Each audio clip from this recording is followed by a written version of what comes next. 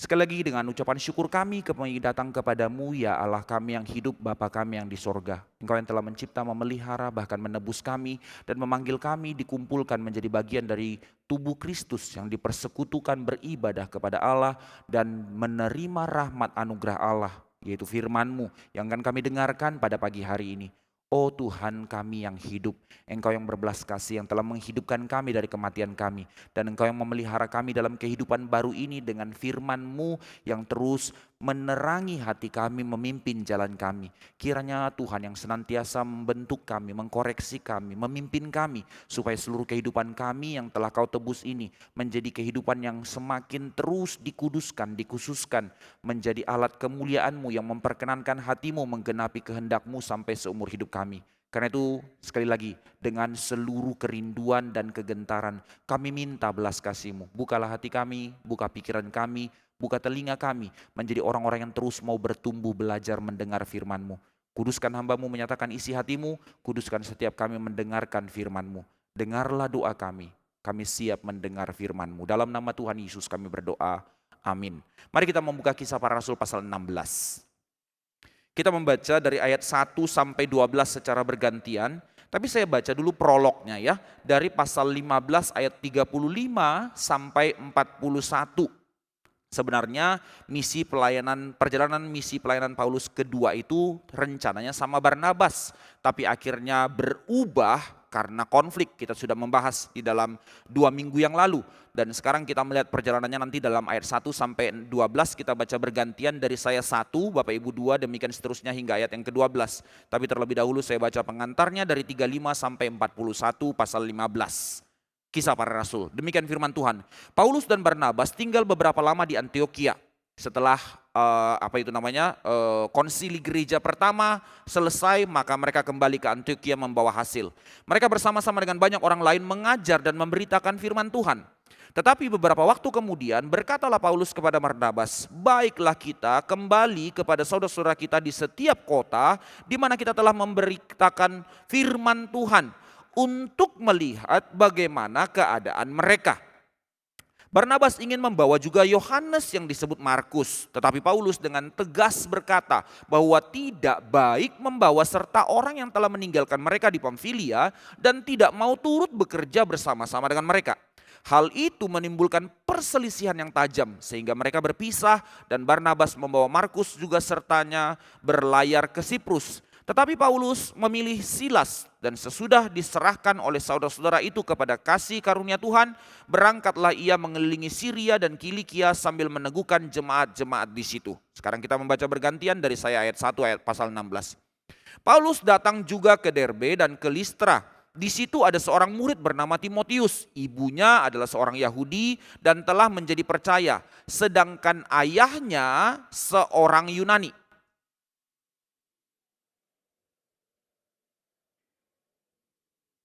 Dan Paulus mau supaya dia menyertainya dalam perjalanan. Paulus menyunatkan dia karena orang-orang Yahudi di daerah itu. Sebab setiap orang tahu bahwa bapaknya adalah orang Yunani.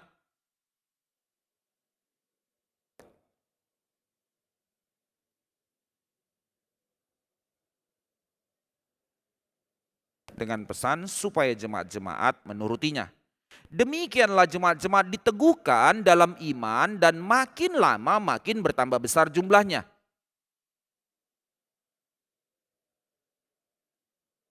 Roh Kudus mencegah mereka untuk memberitakan Injil di Asia. Dan setibanya di Misia mereka mencoba masuk ke daerah Bitinia. Tetapi Roh Yesus tidak mengizinkan mereka. Pada malam harinya tampaklah oleh Paulus suatu penglihatan. Ada seorang Makedonia berdiri di situ dan berseru kepadanya, katanya, menyeberanglah kemari dan tolonglah kami.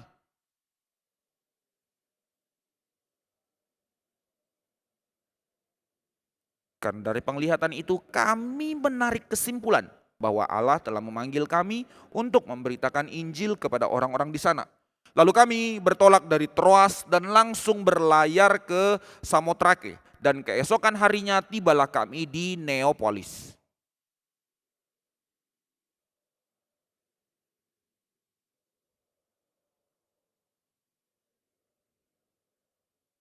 Demikian firman Tuhan yang telah kita baca. Sekarang kita boleh melihat kedalaman kelimpahan dari apa yang dituliskan oleh Lukas di dalam pasal 16 ini.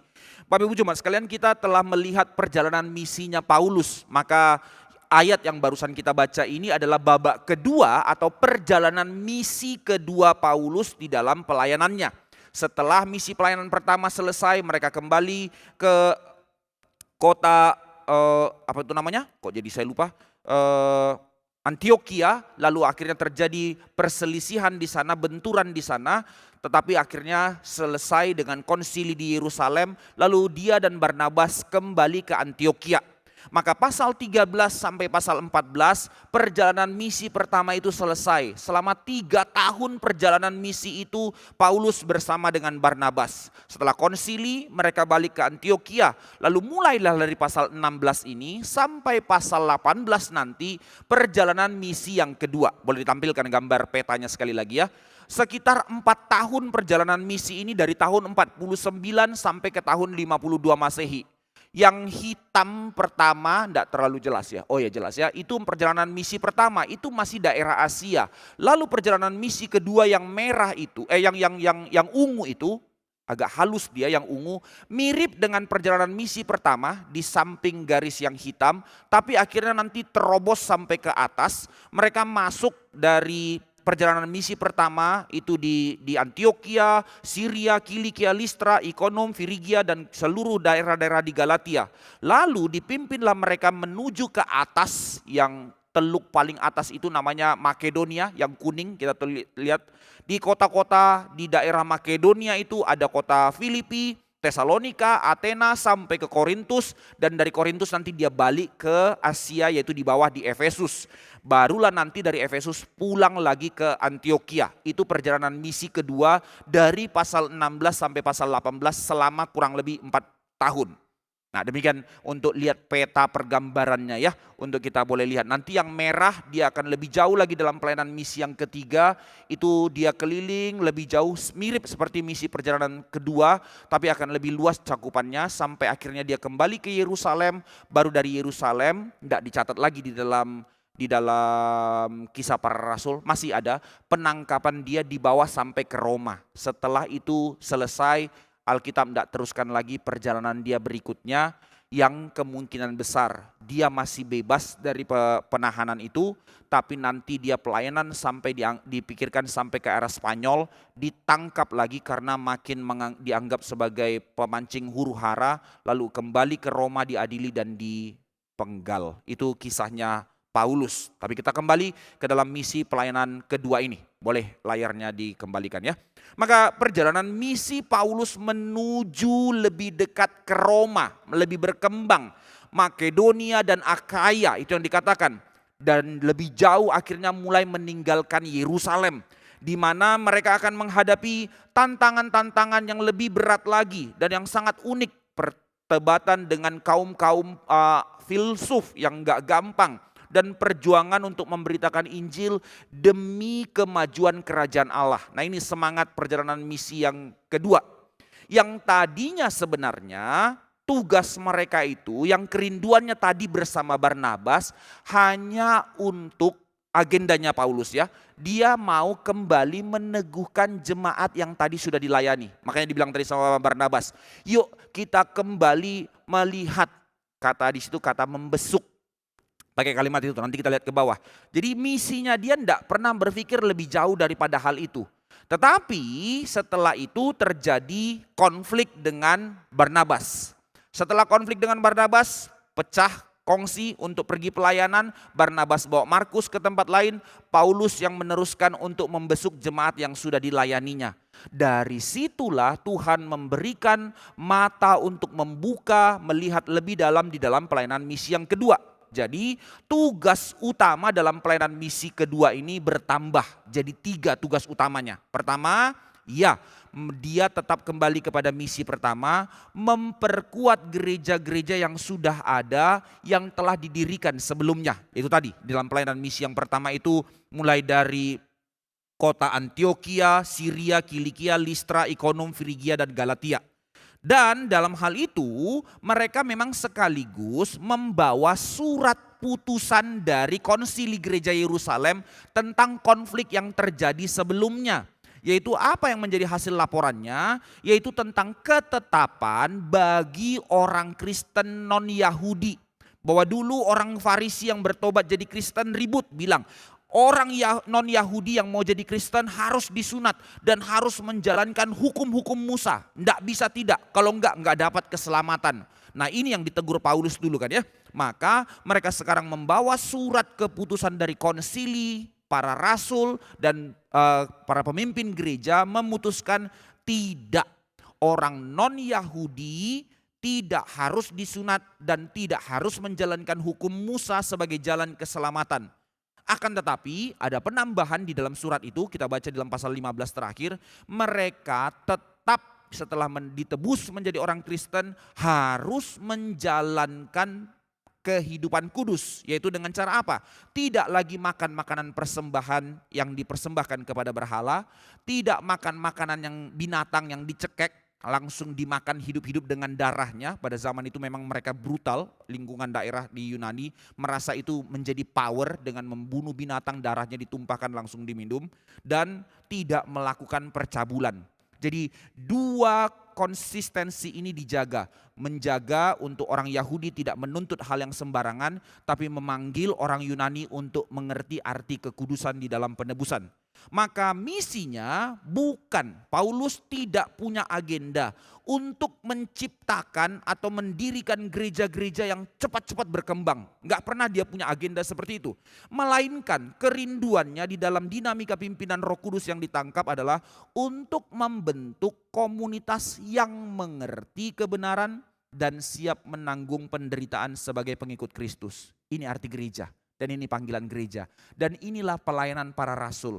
Mereka pergi, tidak pernah langsung buru-buru sudah tinggalkan. Tetapi mereka memikirkan bagaimana membentuk jemaat untuk mengerti kebenaran dan siap menanggung penderitaan sebagai pengikut Kristus. Nah ini doa kita untuk gereja Tuhan. Ini doa kita untuk para misionari-misionari yang pergi sampai ke daerah. Tidak gampang untuk mengerjakan panggilan seperti ini. Maka lembaga-lembaga misi memperlengkapi hamba-hamba Tuhan. Kenapa ya diperlengkapi dengan perkebunan, dengan skill dan segala macam. Supaya stay di situ untuk membentuk satu jemaat yang bisa bertumbuh bersama. Nah gak gampang memang, jadi doakan Bapak Ibu, jangan hanya terus bergumul dengan pekerjaan kita. Ya tentu kita harus berseru kepada Tuhan tentang hal itu. Tapi berdoalah untuk misi kerajaan Allah. Hamba-hamba Tuhan yang terus diutus pergi melakukan pelayanan penginjilan seperti ini. Yang kedua, tugas mereka, ya setelah itu baru mereka dipimpin Tuhan untuk mendirikan gereja-gereja baru. Maka mulailah nanti perjalanan itu ke Filipi, ke Tesalonika, ke Berea, ke Korintus. Mereka akan terus keliling dan di sana tantangannya lebih berat. Karena di sana kaum cendekiawan, orang-orang yang berpikir filsafat, orang-orang yang bersentuhan dengan buku-buku dan ilmu. Maka mereka harus berhadap-hadapan dengan orang seperti ini untuk memenangkan pikiran mereka. Dan ketiga, dalam misi ini Paulus juga concern. Nah ini bijaksananya ya, Tuhan memberikan hikmat kepada Paulus. Memperluas jaring rekan kerja. Mempersiapkan, kalau kalimat kita sekarang, kaderisasi untuk meneguhkan orang-orang menjadi pelayan-pelayan gereja Tuhan. Jadi dia tidak one man show, dia tidak membuat orang bergantung kepada dia, tapi membawa orang untuk belajar dan dipersiapkan. Maka di dalam pelayanan misi kedua ini setidaknya muncul beberapa nama yang akhirnya diperlengkapi dan dipakai Tuhan nantinya menjadi orang-orang yang sangat penting. Silas contohnya, tadi bukan rekan kerjanya, dari Yerusalem ikut untuk membacakan surat keputusan. Tapi akhirnya dia tidak mau balik Yerusalem, dia mau ikut bersama dengan Paulus. Ini Silas. Lalu Timotius, anak muda yang dipanggil. Lalu nanti muncul Lukas, penulis kitab ini, ikut nanti. Lalu di dalam perjalanan pasal 16, pasal 17 muncul Priscilla dan Aquila yang menggembalakan orang mengerti doktrin dengan sangat tepat. Seorang yang sangat mencintai Tuhan. Nah ini kisah perjalanannya. Sebab di dalam hal ini tugas pelayanan prinsipnya dari Alkitab yang kita mau belajar sekarang. Tidak pernah Alkitab mengajarkan bahwa pelayanan itu milik seseorang. Milik hamba Tuhan tertentu yang dimana keputusan mutlak oleh dia. Tidak ada konsep kayak gitu. Ya memang Ini self kritik ke kita ya. Tanggapan orang yang akhirnya salah mengerti karena tidak masuk ke dalam. Melihat gereja kita dengan cara seperti ini. Ya ini kan bukan suatu hal yang perlu kita tutup-tutupi. Ini yang orang bilang karena kesalahan mengertian. Sangat disayangkan sih. Karena perbedaan culture, perbedaan cara pandang dan didikan, orang sekarang bilang apa? Apaan tuh gereja GRI, bukan gereja Reform, gereja Chinese tradition, gereja Toto, ada kakek sebagai empire katanya Pak Tong sebagai raja. Aduh, sayang sekali ya. Padahal bagaimana keputusan di dalam gereja diambil, bagaimana seluruh hamba-hamba Tuhan berdoa dan memikirkan, bagaimana meeting-meeting untuk mengambil keputusan itu tidak gampang. Termasuk menempatkan hamba Tuhan, menangis bagaimana meletakkan orang di sini dan di situ, itu PR berat. Dikerjakan secara bersama-sama. Ini prinsip gereja. Maka Paulus dalam hal ini nanti kita akan lihat tidak pernah ambil keputusan sendiri. Mau kemana itu memang dia yang dapat penglihatan. Tapi bagaimana tadi pembatasan-pembatasan yang dikerjakan oleh Roh Kudus untuk mencegah mereka. Sampai nanti di ayat 10 dikatakan, maka kami memutuskan. Kami saudara. Padahal Timotius sama Lukas itu masih sekia, anak-anak kecil yang diikutkan, and yet mereka diajak bergumul untuk ambil keputusan di dalam langkah pelayanan. Nah ini yang menjadi cara pelayanan. Demikian juga menjadi panggilan buat kita sekarang sebagai gereja. Bapak Ibu sekalian, gereja ini bukan milik saya sebagai hamba Tuhan. Bukan milik penatua atau pengurus yang ada di gereja ini. Ini adalah milik Tuhan yang dipercayakan kepada kita sebagai tubuh. Maka satu tubuh, satu langkah sama-sama bergumul untuk ambil keputusan. Nah maka baik-baik berdoa di dalam pengambilan keputusan. Ada yang menjadi pensyafaat, ada yang menjadi pelaksana, ada yang menjadi orang-orang yang dikumpulkan untuk mengambil keputusan, yaitulah pengurus dan segala macamnya. Masing-masing sudah diberikan porsinya. Tetapi kalau berpikir ya sudahlah biar pendeta, atau pengurus bilang ya sudahlah biar pendeta saja. Lalu jemaat bilang biar pengurus saja. Enggak jadi gereja kita. Paulus tidak diperintah oleh Roh Kudus mendidik gereja dengan cara yang demikian. Tapi merangkul setiap orang, menggumulkan setiap orang untuk mengerjakan porsinya masing-masing. Amin. Sekarang saya tanya, di dalam kisah yang tadi kita baca, prolog di dalam Kisah Para Rasul pasal 15 bagian terakhir tadi, jemaat berbagian enggak dalam pelayanan? Di mananya tadi mereka berbagian? Ingat, setelah konflik, jemaat tahu, pecah. Paulus akhirnya bersama Silas. Enggak langsung pergi. Apa yang dikatakan tadi di atas. Tetapi Paulus memilih Silas dan kalimatnya muncul. Sesudah diserahkan oleh saudara-saudara itu kepada kasih Tuhan. Seluruh jemaat baik-baik doakan. Karena dulu pasal 13 jelas Roh Kudus bilang. Barnabas sama Paulus. Tapi sekarang sudah pecah. Lantas bagaimana? Maka mereka berdoa ulang. Minta Tuhan pimpin. Sekarang pergantian pelayanan dan dua tim yang berbeda sekarang. Di satu sisi itu menjadi konflik. Tapi di satu sisi lagi jemaat akhirnya belajar melihat ini menjadi jalan kesempatan penginjilan makin luas. Maka mereka mendoakan ulang Barnabas dan Markus, mereka mendoakan ulang Paulus dan Silas untuk pergi di dalam pelayanan misi. Jemaat ikut. Jadi jangan, sekali lagi kalimat ini sudah berkali-kali diundang untuk didengarkan di sini. Jangan pernah berpikir saudara cuma penonton. Sekarang kita lanjut. Maka di dalam hal ini Paulus memperluas, bukan hanya meneguhkan jemaat, memperluas pelayanan, bahkan mengkaderisasi, mempersiapkan orang-orang. Itu sebab hal yang baik juga kita doakan. Bapak Ibu, doakan di gereja. Ini tangisan, Semper Reformanda, kritik lagi ke dalam. Sudah menjadi miris yang begitu besar. Di dalam gereja-gereja besar terjadi gap pengurusan. Sekarang pengurus-pengurus gereja rata-rata di atas 50 tahun. Dari usia 40 dan pasangan muda 30, terlalu sedikit yang mau menjadi majelis dan pengurus gereja. Lantas kalau ini semua pensiun, ini nanti mempersiapkan kaderisasinya bagaimana? Sekarang gereja di dalam ambang yang seperti ini. Dan yang kedua, terlalu sedikit anak muda yang mau masuk menyerahkan diri jadi hamba Tuhan. Kalaupun mau masuk, generasi Z sekarang yang masuk ke sekolah teologi, maafkan saya, bukan untuk menghina mereka. Tidak gampang, selalu mulai dari hak saya apa. Maunya ada waktu me time, main gamenya dan segala macam. Saya tidak menghakimi orang dengan me time, saya juga punya me time. Tapi kalau semangatnya dimulai dari situ, dari sekolah teologi, baru disuruh ini menggerutu, saya mau studi dan segala macam. Tidak jadi. Maka baik-baik pengkaderisasian dalam gereja juga harus kita doakan. Baik pengkaderisasian menjadi pengurus majelis gereja, baik juga menjadi orang-orang yang disiapkan untuk menjadi hamba Tuhan. Ini tantangan kita dalam gereja. Maka perjalanan misi yang kedua ini Bapak Ibu sekalian secara khusus menekankan dampak Injil. Tetapi tidak lagi hanya kepada orang Yahudi, tapi fokus di dalam perjalanan misi yang kedua ini tujuannya adalah bagaimana dampak Injil semakin luas ke seluruh dunia, khususnya kepada orang Yunani di dalam kerajaan Romawi. Maka dampak Injil semakin meluas kepada orang-orang non-Yahudi, serta dan berita di dalam perjalanan misi yang kedua ini membuka pembaca untuk makin melihat bahwa penderitaan kepada pelayanan misi pun semakin gede. Nah, ini tantangannya.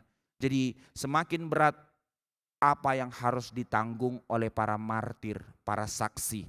Inilah panggilan yang mengubah dunia itu. Makanya judul dari khotbah kita hari ini adalah panggilan yang mengubah dunia. Injil yang diberitakan adalah Injil kekuatan Allah yang mengguncangkan stabilitas peradaban dunia yang berdosa. Memang itu maknanya Injil dan itu tujuan dari Injil. Maka sekarang kita kembali kepada ayat yang kita baca. Khusus dari pasal 16 ayat 1 sampai 12. Dari sini kita melihat prolognya di dalam pasal 15 akhir, lalu pasal 16 satu perikop 1 sampai 3, lalu pasal 16 ayat 4 sampai 12 satu perikop lagi. Jadi ada 3 babak yang kita bisa lihat dan kita mau sama-sama selidiki untuk kita renungkan apa yang Lukas mau kasih tahu kepada kita dari hal ini. Bersabar belajar melihat, tapi ini memiliki makna yang sangat indah di dalam maksudnya Tuhan. Mari kita lihat ya 3 babak yang kita mau renungkan di dalam pembahasan dari ayat yang kita baca. Yang pertama, pengantar dari pelayanan misi yang kedua. Kita lihat ya, pasal 15 ayat 36. Sekali lagi saya bacakan. Tetapi beberapa waktu kemudian berkatalah Paulus kepada Barnabas, baiklah kita kembali kepada saudara-saudara kita di setiap kota di mana kita telah memberitakan firman Tuhan untuk melihat bagaimana keadaan mereka. Maka sebelum perselisihan, Paulus dan Barnabas mau memulai perjalanan misi yang kedua dengan semangat untuk melihat. Nah, ini kata yang dipakai untuk mengunjungi, melihat bagaimana keadaan mereka.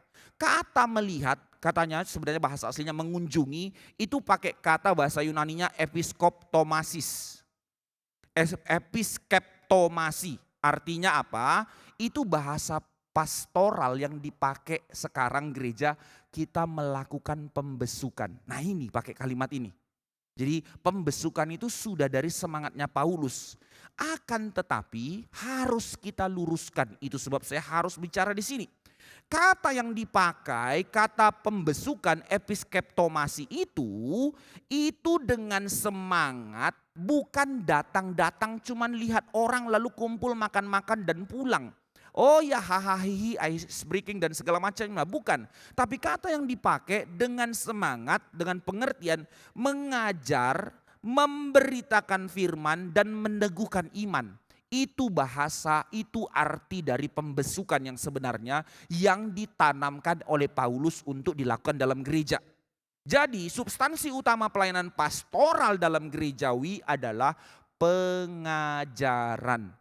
Saudara bersyukur ya, ada orang-orang yang diberikan karunia untuk menginjili, ada orang-orang yang diberikan karunia untuk melakukan administrasi gereja, ada orang-orang yang diberikan karunia untuk melakukan pembesukan.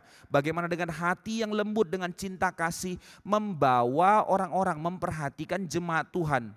Tetapi ingat, harus dalam pengajaran. Ini yang harus kita latih ya. Maka yang namanya doktrin, yang namanya peneguhan kekuatan, yang namanya merindukan dan mengajak orang bertumbuh bersama, itu adalah satu ranting dari satu pohon yang sama. Dan itulah yang namanya pelayanan gerejawi. Inilah yang disebut juga aspek dari pelayanan pastoral, di mana tujuan utamanya bukan pelayanan sosial. Tentu ada aspek itu, di mana pelayanannya bukan untuk hahaha, tapi lebih kepada mendidik, meneguhkan iman jemaat Tuhan. Selamat melayani untuk orang-orang yang memiliki kerinduan seperti ini, ikut bertumbuh bersama belajar. Nah, sekarang kita masuk bagian kedua. Pasal 16 ayat 1 sampai 3. Ini bicara tentang apa? setelah akhirnya pecah, lalu mulailah pelayanan Paulus bersama Timotius. Khususnya dalam pasal 16 ayat 1 sampai 3, ini bicara tentang keanehan dalam pemanggilan Timotius. Apa pula ini? Kenapa dikatakan keanehan? Sekarang kita lihat ya. Dari Antioquia, Lukas dengan cepat meringkas perjalanan Paulus dan Silas mengelilingi Syria dan Kilikia. Ini kan perjalanan misi pertama dulu yang di dalam 3 tahun itu dituliskannya dari pasal 13, 14, 15. Sekarang diulang lagi perjalanan itu oleh Paulus dan Silas, tapi cuman dalam 2 ayat tok. Mereka keliling. Dari mana? Dari Syria ke Kilikia, lalu langsung ke Derbe, ke Listra. Itu total perjalanannya keliling dulu dijangkau 3 minggu, 3 tahun. Sekarang di dalam beberapa minggu mereka harus kelilingi semuanya itu. Dan perjalanannya itu 800 mil jalan kaki. Berminggu-minggu. Kalau jalan tanpa stop itu butuh 50 hari. Tetapi Paulus mengelilinginya kurang lebih 1 tahun pertama. Mereka habiskan waktu untuk kembali membesuk tadi jemaat-jemaat, mengajar dan membacakan hasil dari konsili, meneguhkan orang Kristen non-Yahudi untuk mereka sekarang teguh. Oh ya, kami sudah bagian dari keluarga kerajaan Allah. Bukan karena sunat, bukan karena hukum Musa, tapi karena kami dalam Kristus. Diteguhkanlah mereka. Dan dari situ dengan cepat langsung berfokus ke Listra. Saudara mungkin lupa ya memang pasti lupa lah ya nama-nama kota kayak gini. Tapi ada satu hal yang menarik, Lukas buru-buru bawa perjalanan Paulus langsung ke Listra. Coba ingat-ingat lagi, di dalam misi pelayanan pertama Paulus ke Listra, apa yang harus dialaminya di kota itu? Ada ingat? Dilempari batu sampai dianggap sudah mati. Saudara, dia balik ke tempat orang tolak dia, bukan usir dia. Lempar batu, dianggap sudah mati, dilempar ke pinggir kota, sudah mati, biarin. And yet dia kembali ke kota itu. Orang gila macam apa yang tidak mengalami perasaan traumatik? Kita kalau misalnya ndak usah kita yang kecelakaan, lihat orang tabrakan di satu titik, lalu di situ ada orang mati. Kita kalau bisa hindari jalan itu karena trauma lihat itu, saking beratnya. Ini sendirinya dia dilempari batu dan orang pikir dia sudah mati, and yet dia kembali ke situ. Saudara, ini orang gila macam apa? And yet dia tetap pergi. Penganiayaan di masa lalu tidak menghalangi Paulus dari tujuan panggilannya. Di satu sisi ada tempat yang dimana dia kibaskan debu. Sekarang orang malah pakai kalimat itu, enggak pakai kalimat ini, curang ya. Di tempat yang ditolak, kibaskan debu, lalu pendetanya enggak mau lagi ke situ. Tapi di sisi lain, ya memang Paulus lakukan itu. Tapi di sisi lain jangan lupa, di tempat dia dimana dirajam dengan batu, dia balik ke situ. Kenapa enggak pegang kalimat ini juga? Maka satu kerinduan untuk terus peka dinamika pimpinan Roh Kudus itu panggilan kita.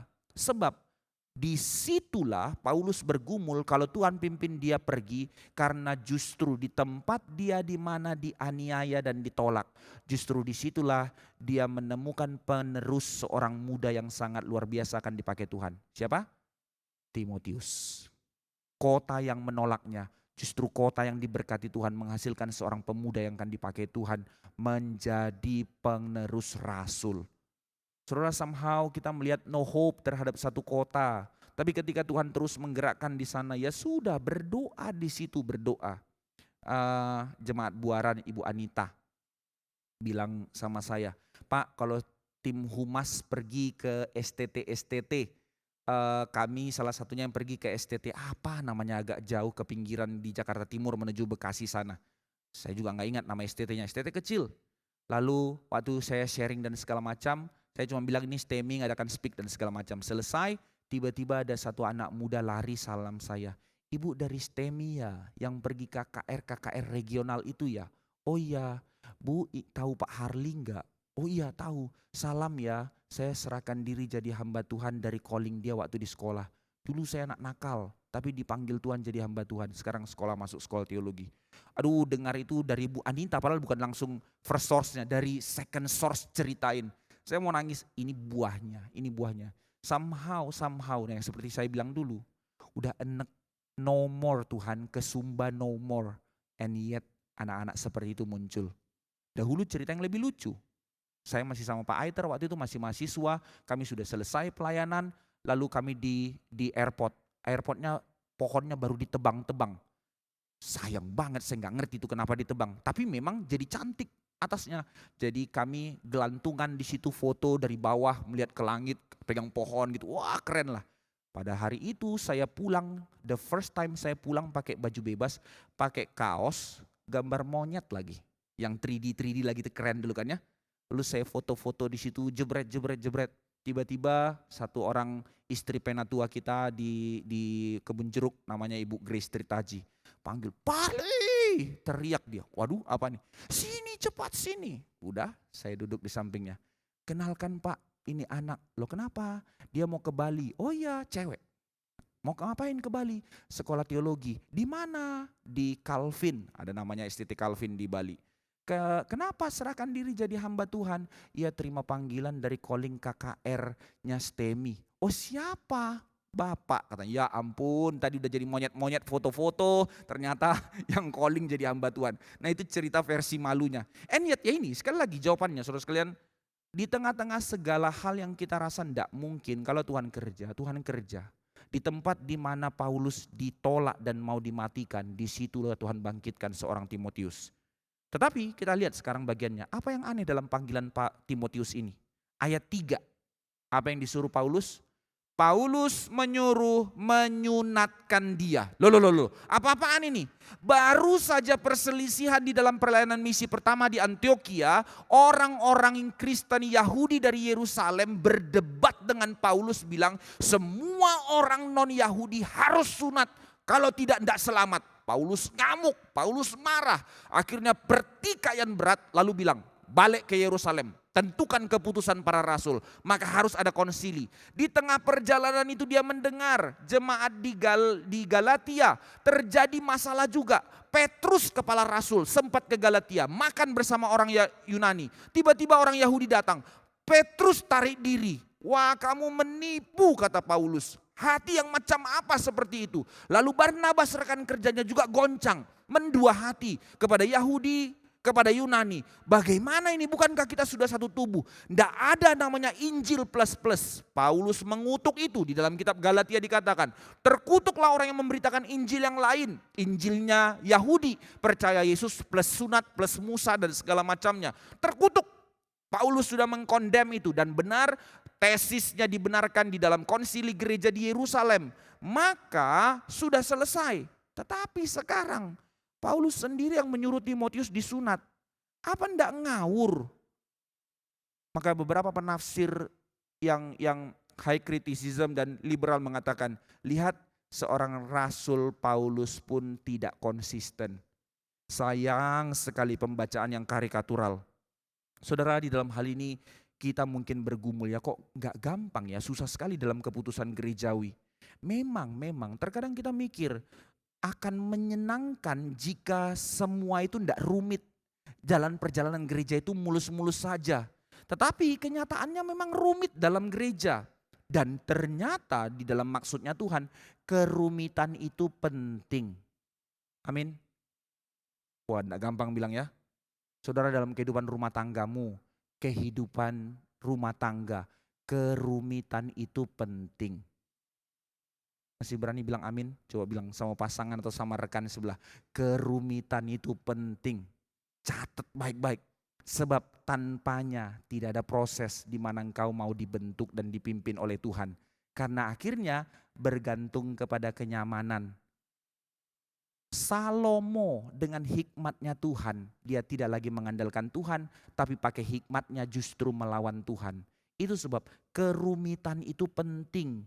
Itu adalah bagian dari cara Tuhan mendidik kita di tengah-tengah dunianya Tuhan dan di tengah-tengah pekerjaan Allah. Maka gereja memang kenapa menjadi rumit? Karena gereja bukan organisasi dunia, gereja bukan institusi dunia seperti perusahaan yang bergerak dengan cara profesionalisme. Makanya itu sebab John Piper harus menuliskan buku We Are Not Professional. Menjadi hamba Tuhan bukan profesional dalam pengertian harus digaji, upah dan segala macam. Maka kalau nggak beres langsung cut berdasarkan penggajian dan segala macam. Majelis digaji, nggak beres cut dan segala macam. Perusahaan dengan cara seperti itu beres. Gereja tidak pernah dan tidak boleh dijalankan dengan cara yang seperti itu. Memang keputusan dalam pelayanan gerejawi itu bukan putusan hitam putih semudah membalikkan telapak tangan. Bukan putusan legalisme yang kaku, pokoknya aturannya apa, by default bagaimana, ya sudah harus begitu. Tidak. Tetapi sebaliknya juga bukan dengan semangat kompromistis. Ya sudahlah, cincailah. Enggak. Lalu bagaimana mengimbangkan kedua hal ini? Berdasarkan pergumulan doa bersama. Sekali lagi, ini gereja. Kepekaan kepada dinamika pimpinan Roh Kudus. Itu tidak gampang. Cara ini yang diminta oleh Tuhan untuk kita hidupi di dalam gereja. Tetapi juga memang cara inilah yang seringkali disalah mengerti oleh jemaat Tuhan dalam gereja. Kenapa? Karena mencurigai.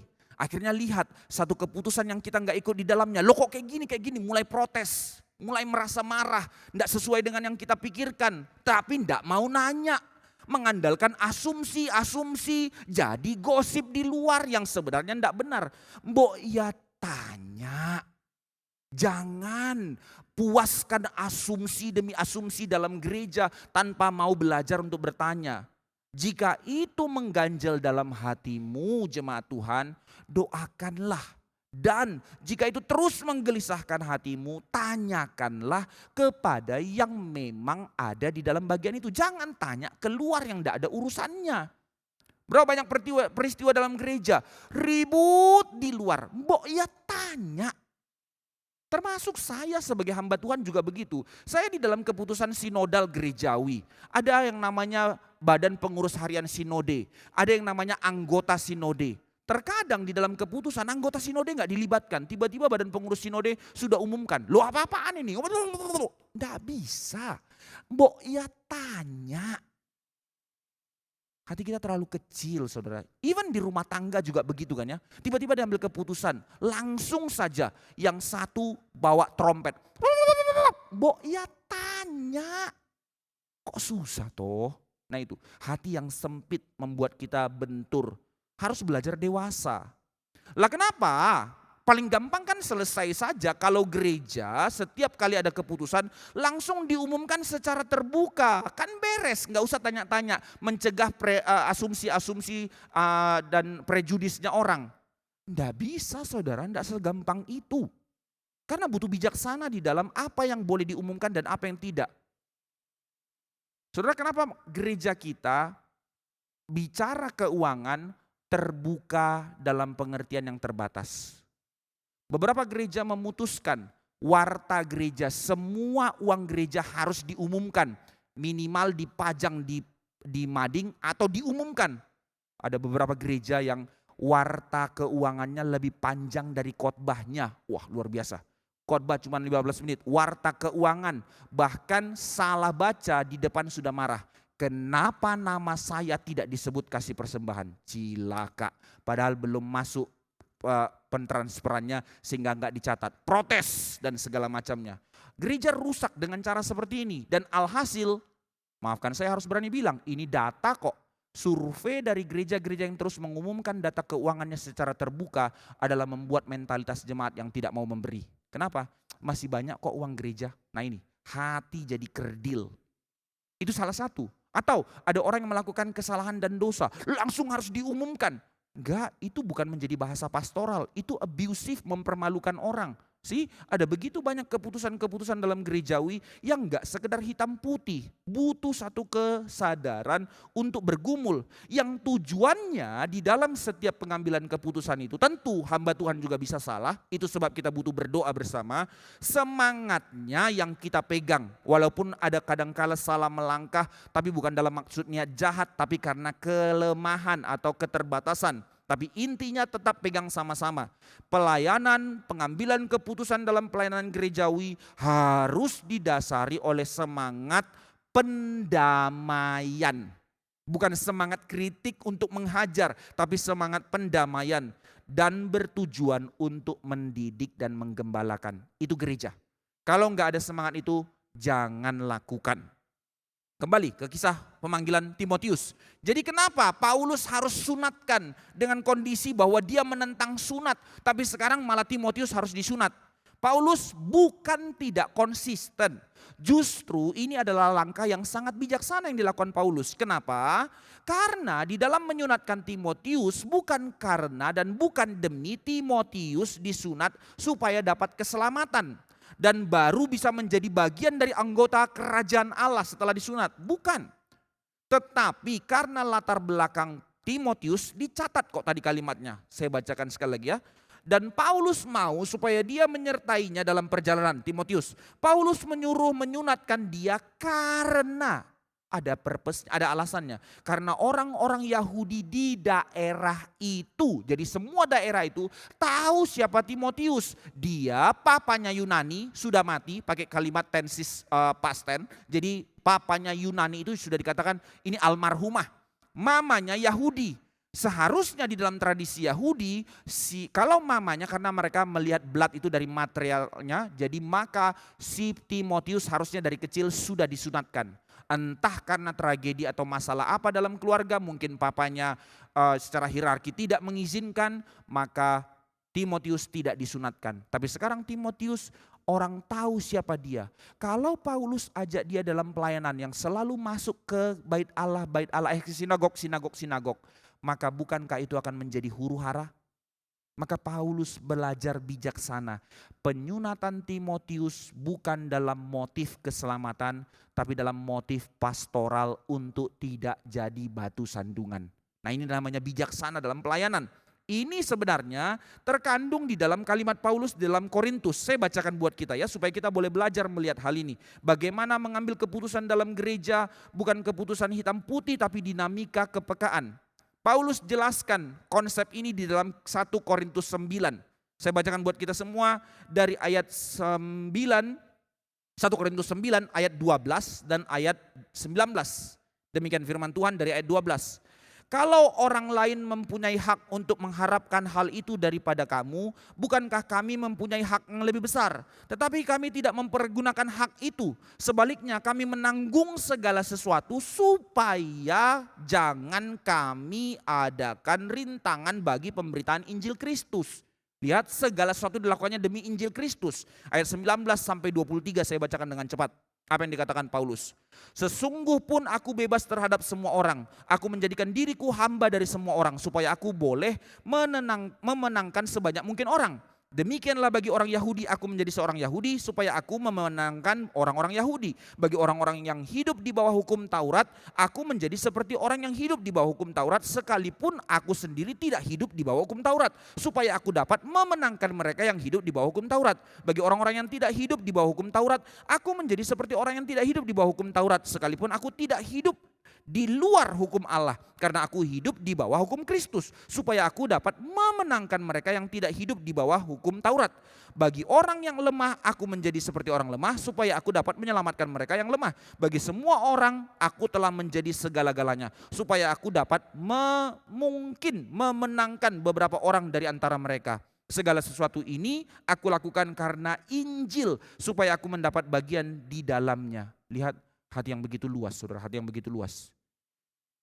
Jadi ini adalah kebalikan dari kisah Titus di dalam kitab Galatia. Titus dipaksa orang harus disunatkan. Titus bukan orang Yahudi. Maka Paulus tolak karena penyunatan diharapkan menjadi jalan keselamatan. Sedangkan di sini Timotius disunatkan bukan menjadi jalan keselamatan, tapi menjadi jalan masuknya Injil kepada orang Yahudi. Maka mengamankan Injil dari kerusakan pengajaran-pengajaran sesat itu satu hal penting, tugas yang dijalankan gereja, yang dijalankan oleh Paulus. Tetapi juga memelihara gereja dari perpecahan, itu panggilan yang serius juga. Nah, kita harus melihat gereja dengan cara yang balance seperti ini. Ini callingnya kita. Ada orang-orang yang atas nama kebenaran labrak terus, hajar terus. Jadi apa gereja? Ada orang-orang yang akhirnya demi kebersamaan kompromi terus. Kebenaran tidak usah diprioritaskan. Jadi apa gereja? Maka Paulus menjalankannya dengan dua prinsip ini. Gak boleh kurang. Inilah sikap pelayanan Paulus. Bagaimana ia dapat mempersatukan gereja tanpa mengkompromikan Injil, dan sebaliknya mempertahankan integritas Injil tanpa mengorbankan persatuan gereja. Tidak gampang. Karena itu sekali lagi undangannya, baik-baik doakan dunia. Tetapi Bapak Ibu sekalian pahamilah, melalui cara pelayanan yang seperti itulah gereja mengubah dunia. Ini panggilan kita.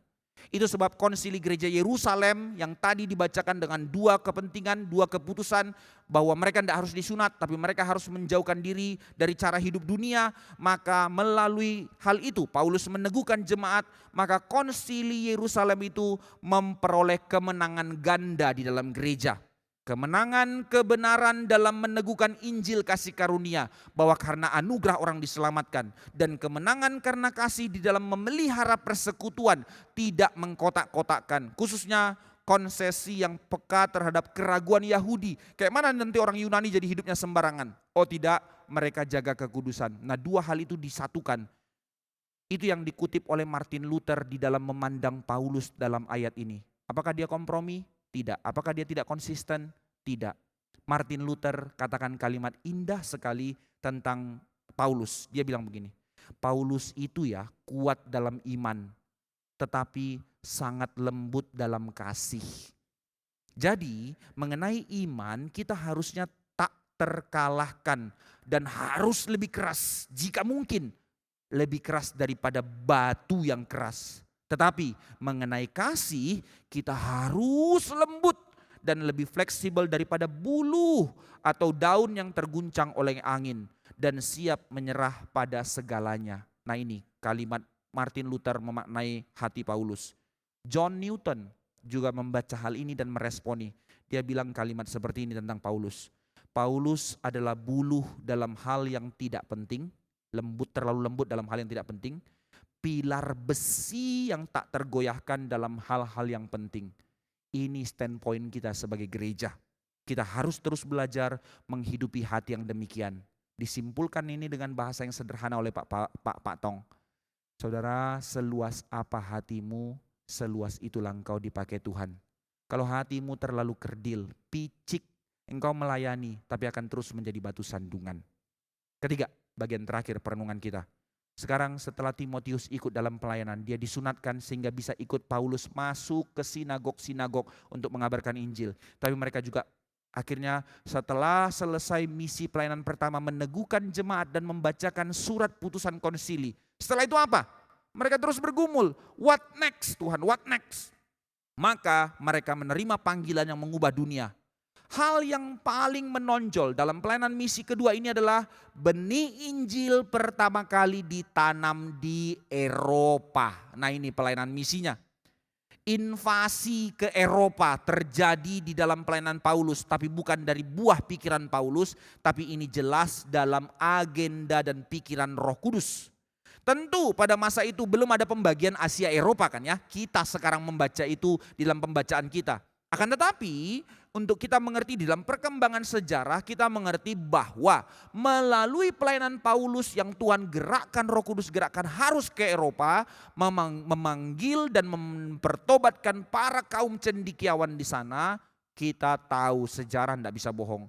Dari Eropa lah Injil tersiar ke seluruh dunia, ke seluruh benua, ya kan ya? Dari Eropa Injil pergi menyeberang ke Amerika, Amerika Utara, Amerika Latin, juga menyeberang ke Oseania, Afrika, Asia sampai kepada kita, dan dengan demikian amanat agung tergenapi sampai ke ujung bumi Injil diberitakan. Perjalanan misi Paulus adalah pembalikan dari penaklukan Alexander. Nah, ini cara penulisan Lukas itu begitu penting. Pesan yang dituliskan oleh Lukas dari kisah ini adalah apa? Tentang raja baru yang telah mendirikan kerajaannya. Tetapi kali ini pesannya bukan dengan invasi penjajahan seperti Roman Empire, melainkan melalui berita pendamaian. Ini yang menjadi beritanya. Berangkatlah Paulus, Silas, Timotius dan Lukas. Tunggu. Di mana Lukas dicatat? Kan tadi ada Paulus, Silas, Timotius. Lukasnya di mana? Ayat 10 sampai 12 muncul kata, maka dengan ini kami menyadari. kata kami, penulis ikut berbagian. Karena yang menuliskan ini Lukas, kami. Dari situ kita tahu penulisnya Lukas ikut dalam pelayanan misi kedua. Dari sejak saat itu dia terus keliling di dalam pelayanan bersama dengan Paulus.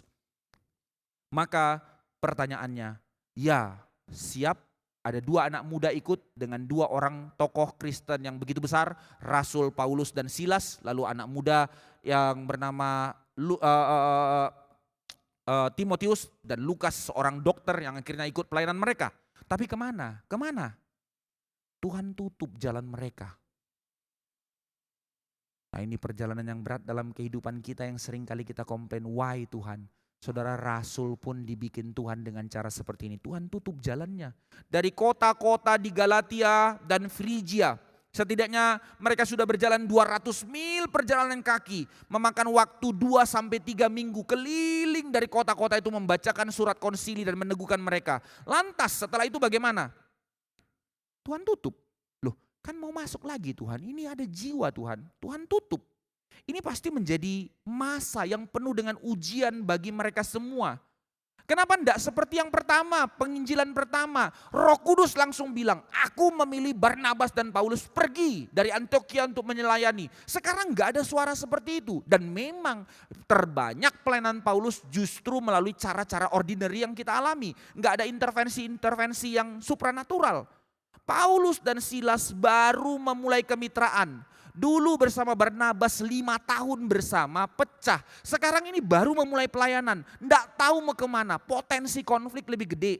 Belum lagi Timotius dan Lukas yang baru ikut mau belajar. Lalu ikut pemimpinnya kemana? Nggak tahu. Ayo ke sini yuk, Roh Kudus tutup. Ayo ke sana yuk, Roh Yesus tutup. Apa-apaan ini?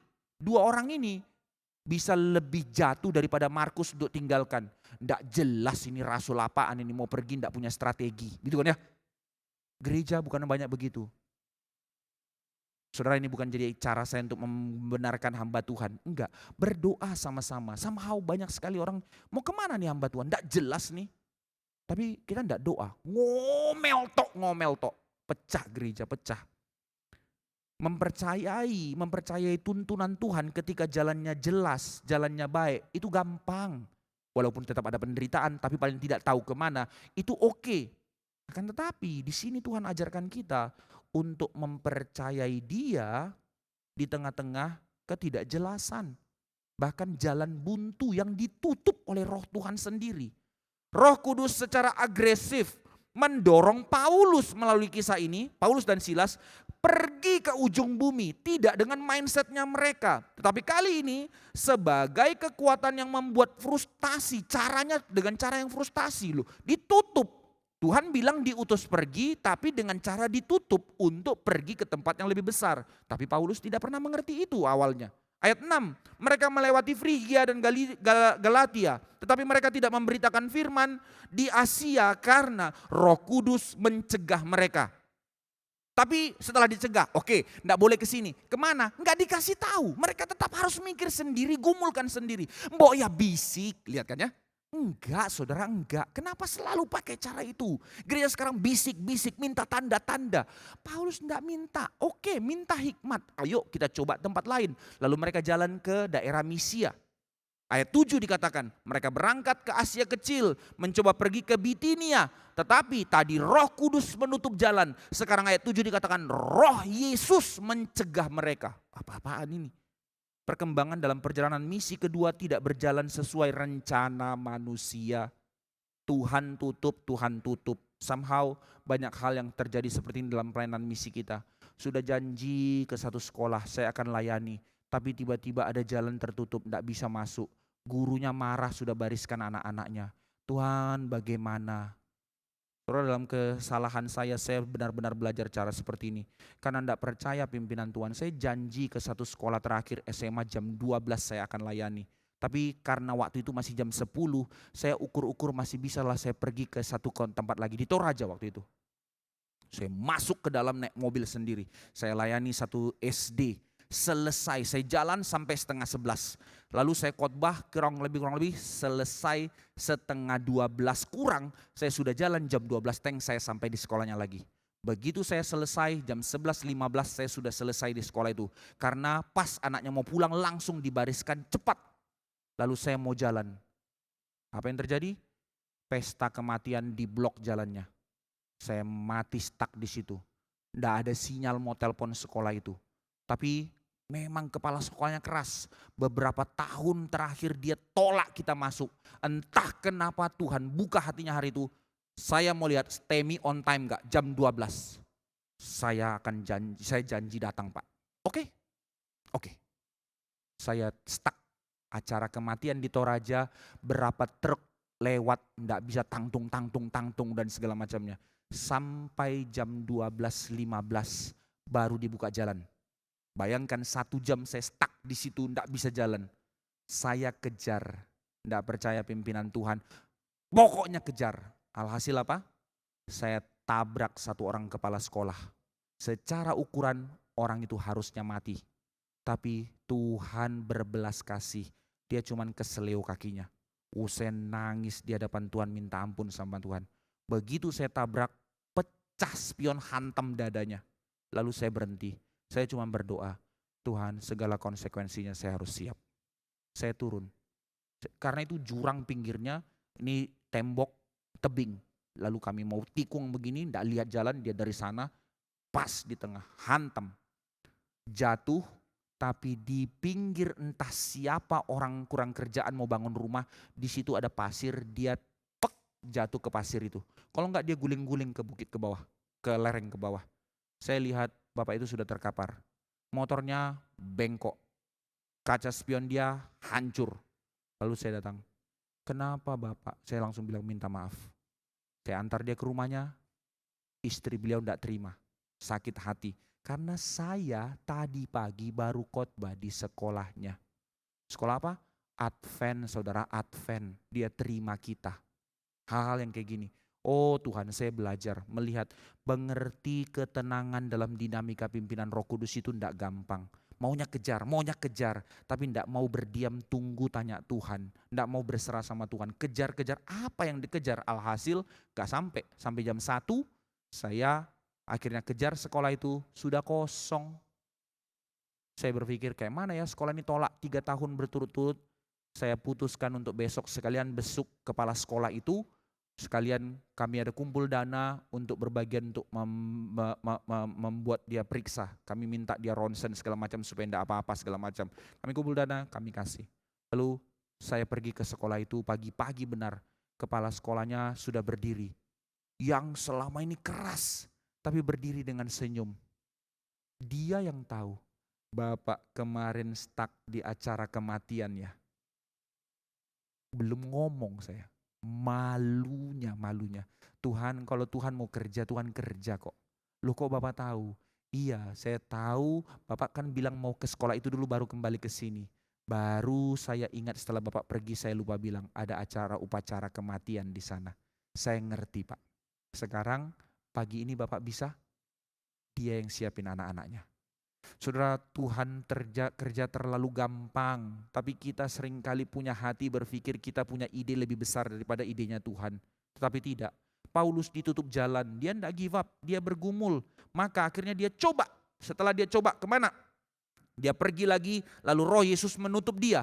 Baru setelah itu malamnya dia pergi jalan ke Troas. Disitulah Tuhan kasih penglihatan, Allah memberi penglihatan. Setelah penglihatan Paulus, mereka menarik kesimpulan. Kami menarik kesimpulan bahwa Allah menuntun kami pergi ke Eropa, konteks kita sekarang. Maka perhatikan susunannya. Lukas mengatakan Roh Kudus menahan mereka, Roh Yesus menahan. Lalu Allah membuka jalan. Dari sini sekaligus kita belajar seluruh perjalanan kehidupan kita, seluruh perjalanan misi, semuanya di dalam setting oleh Allah Tritunggal.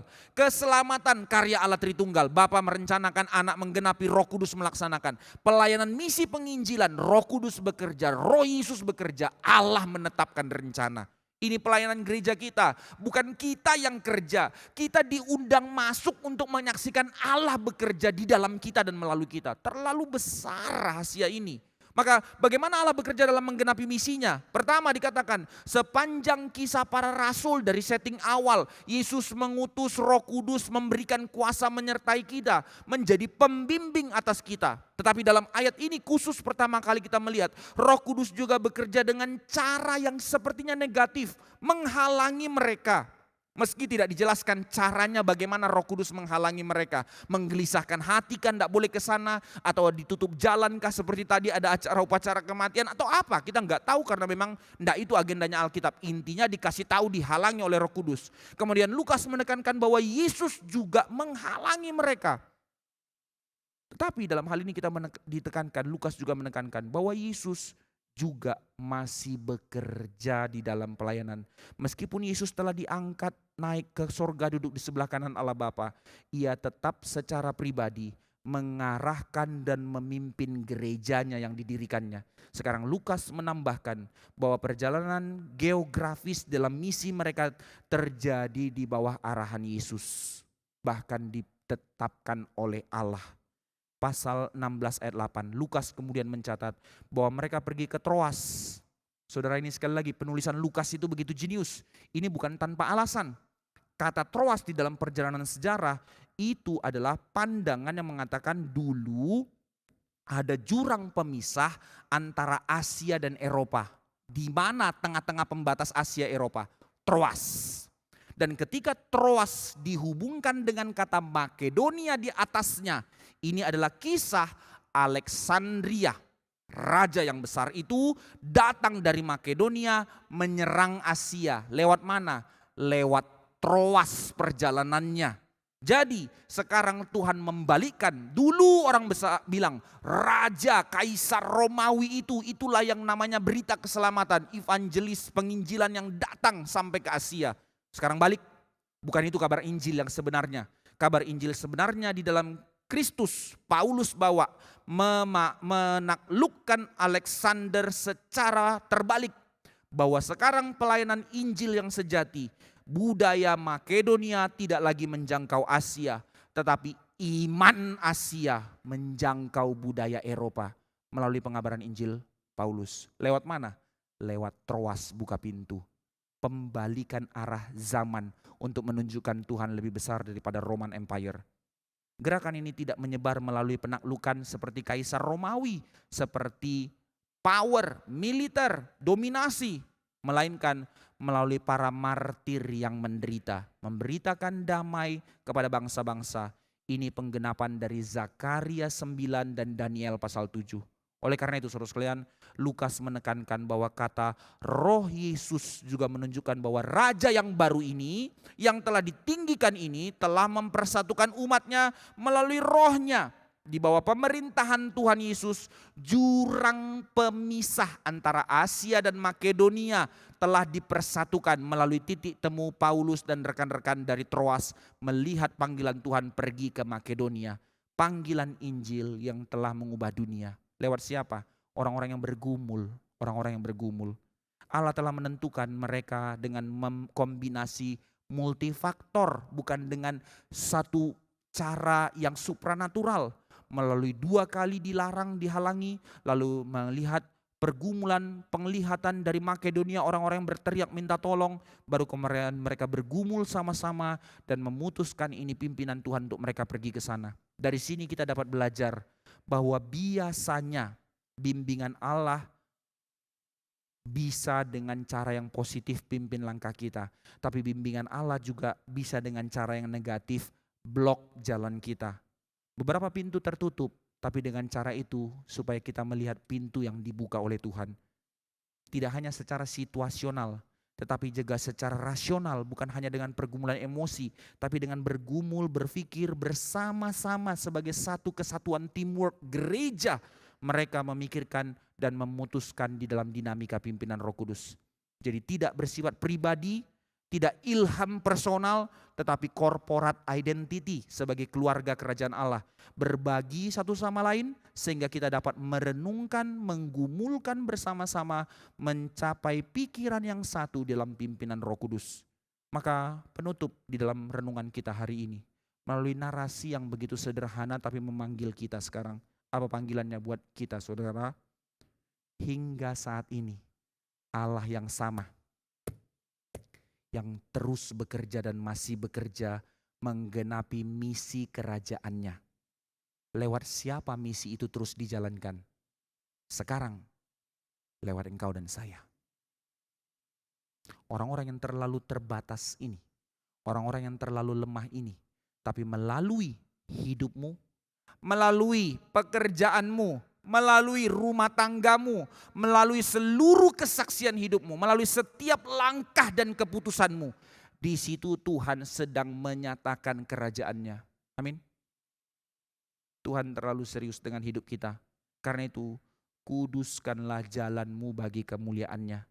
Teguhkanlah hatimu, berdirilah tegak, mintalah Tuhan untuk terus membentuk, untuk terus memurnikan dan memberikanmu kekuatan untuk menjadi saksinya sampai seumur hidupmu. Sekecil apapun engkau, selemah apapun engkau, seterbatas apapun engkau, ingatlah, engkau telah ditebus, telah dikhususkan menjadi milik kepunyaan Allah dan dipanggil untuk apa? Mengubah dunia. Terlalu besar. Kiranya Tuhan memberkati untuk sekali lagi menyerahkan hidupmu untuk terus dipakai Tuhan bagi kemuliaannya. Amin. Mari kita berdoa. Oh Tuhan, inilah pelayanan yang Kau berikan kepada kami. Melalui kisah para rasul menjadi undangan yang sama untuk diberikan kepada kami. Kristus sendiri yang berkata, kuasa yang sama yang diberikan Bapa kepadaku, ku berikan kepadamu. Hikmat yang sama diberikan. Bagaimana para rasul, orang-orang ordinary, disertai dalam dinamika pimpinan Roh Kudus. Sekarang kami juga mendapatkan penyertaan dan panggilan yang sama. Jangan biarkan kami menjadi penonton, jangan biarkan kami menunda-nunda, tapi jangan biarkan kami menjadi boasting, menjadi superhero yang berusaha menolong Tuhan. Setiap kami datang untuk dididik, belajar, bertumbuh dan peka kehendak Allah, menjadi satu komunitas keluarga kerajaan Allah yang peka kehendak Allah untuk sama-sama kami kerjakan. Ini kami gerejamu Tuhan, jangan biarkan kami terus berlama-lama mempermainkan kehendak Tuhan, mendukakan isi hati Tuhan, mempermalukan nama Tuhan. Kiranya Tuhan yang mengkoreksi kami, memurnikan kami, memperlengkapi kami untuk mau terus belajar dan dibentuk untuk menjadi orang-orang yang Kau pakai bagi kemuliaan-Mu. Biarlah kiranya kehendak-Mu yang jadi di dalam kami dan melalui kami. Biarlah kiranya Engkau sendiri yang menyatakan kehendak-Mu di dalam gereja-Mu dan melalui gereja-Mu. Ini kami umat-Mu. Pimpinlah kami, pakailah kami seumur hidup kami bagi kemuliaan-Mu. Dalam nama Tuhan Yesus kami berdoa. Amin.